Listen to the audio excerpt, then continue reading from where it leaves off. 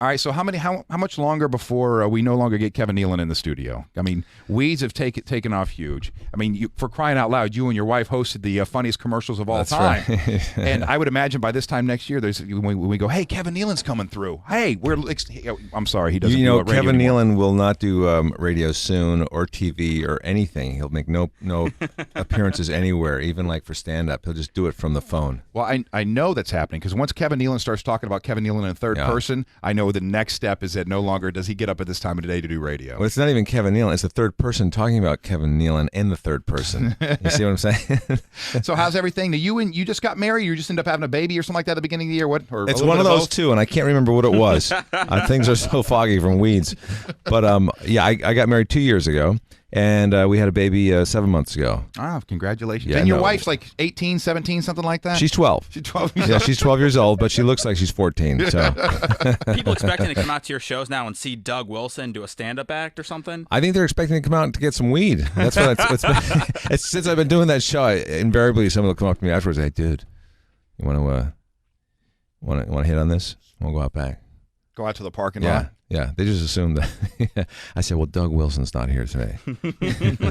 You're speaking to Kevin Nealon. Has there been a point at all where you've been out and you've had enough? You got a little bit offended. Like, listen, all right, stop you right there. You're the 100th person this week who's asked me about this. I don't smoke weed. It's a character. Get over it. Or are you pretty calm and and. Well, it's not that often that happens, but once in a while it does. And the thing that annoys me, but I don't say anything about it because I hate confrontation, is there's so many people have cameras now, and they have the cell phone cameras, and half of the people don't know how to work them.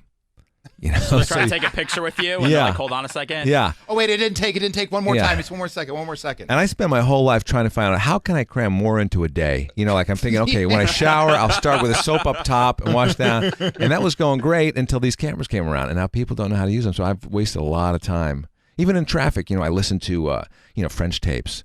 So at least I'm not wasting time in the car. Of course. But now these cell phones and the cameras, I must spend about an hour a day just waiting for people to figure out how to work their cameras. I've gotten to the point now, I'll show you how to work. Here you go. You see that right there? I know. What is that, a Sony? Okay, here, it's on the left side. Listen, I'm a fan, okay? But I'm not a fan like he's a fan. He's trying to get me more. Huge. Well, you don't have a TV, Fish, I don't have that's a TV. Why. Nobody gets Showtime. No. Everybody that comes with it, I love weeds. You get Showtime? No. Well, that's the only reason I have Showtime. Now they're trying to cram that new show Californication down my throat, but I'm not buying it. Yeah. I was in France a couple of weeks ago, in a little south of France, in a little train station on a platform, and this French guy comes up. He goes, "I'm a big fan of the show Weeds."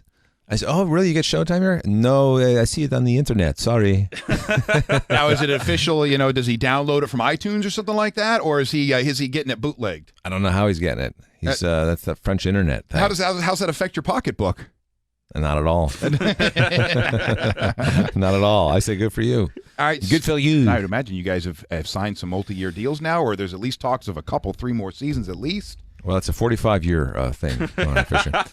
No, it's it's funny as an actor. You're always like, it's an insecure job because maybe the show's a big hit and it'll go on forever, but your character may die off. You might get some bad weed or something.